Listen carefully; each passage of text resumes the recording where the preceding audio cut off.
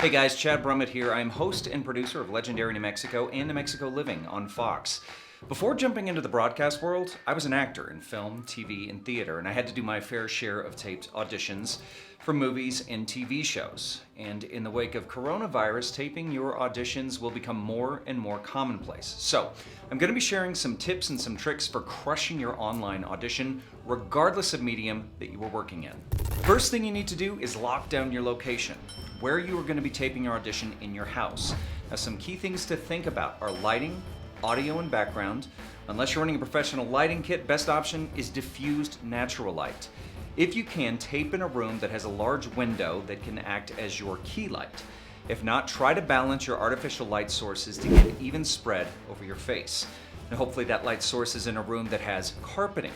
The more hard surfaces that you have in the room, the more echo or room tone that you're going to be dealing with. The living room with fabric couches, chairs, and carpet is ideal, as that material will help absorb the echo from your voice. Lastly, make sure that your background wall is free from artwork. Now, you may have to pull some pieces of artwork down temporarily to tape your audition, but it is totally worth it.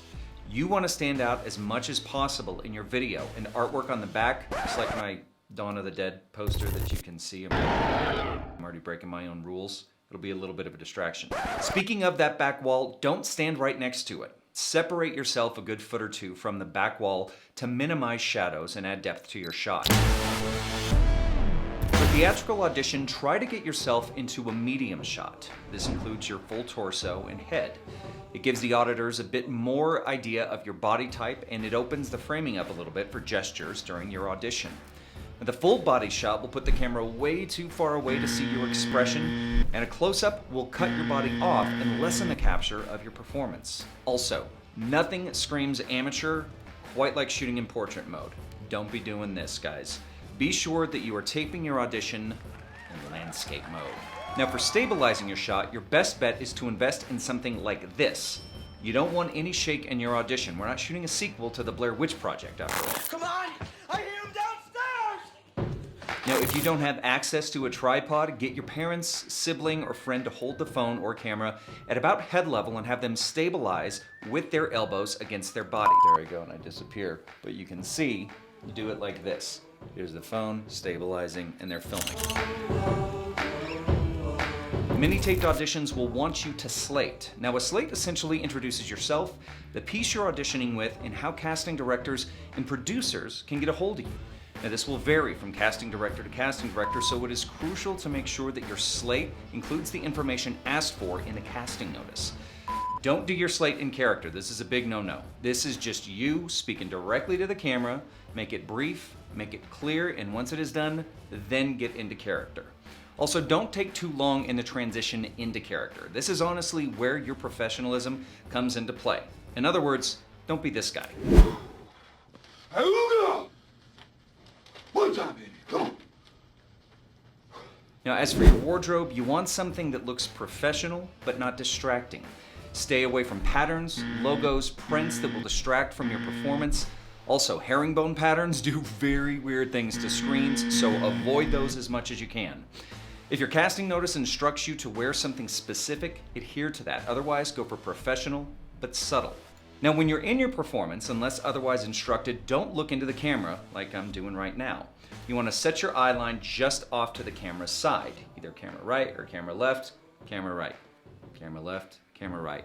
Whichever one you want to do, just don't throw it straight into the lens. Direct eyeline can sometimes turn an auditor off, so best to keep your eyes out of the camera's lens. Now comes the best part of self-taping, self-submit auditions.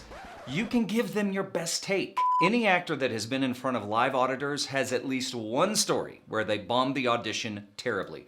I have got way too many of them to fit into this. Trust me, it happens to everyone. Fortunately, you can do multiple takes and submit your best one to casting directors when you're doing a taping. So make sure that you are fully warmed up and ready to go before you hit play on that camera. Now, if you crush the first take, perfect.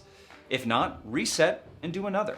This should give you that sense of freedom and ease to lose those audition jitters that can kill an otherwise awesome performance. Now, once you've got that audition taped on your phone, be sure that you cut off the handles of where the tape starts and stops its recording. You want the first frame of your audition to be in place, and the same goes for the last frame. Fortunately, most in-phone apps, they make it pretty easy to do this trimming and uploading, compressing the files, getting ready for YouTube, Actors Access, Now Casting, or any other video hosting platform for actors. Now, all of this advice is based on the idea that you are filming your audition on an iPhone or an Android. Now, if you want to take your audition game to the next level, you may want to consider adding some of these devices to your arsenal.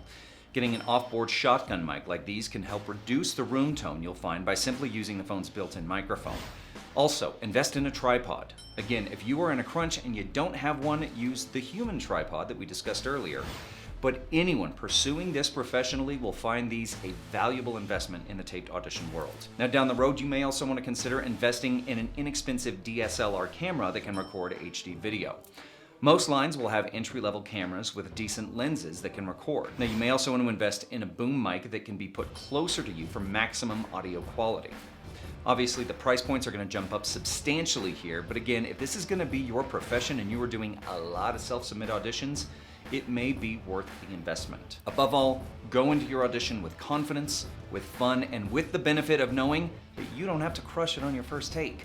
Technology is making it so that you can have a better chance than ever to give your best performance on your first audition. All right, guys, that's about it. Thanks for watching, and I hope you break thousands upon thousands of legs on thousands upon thousands of auditions yet to come.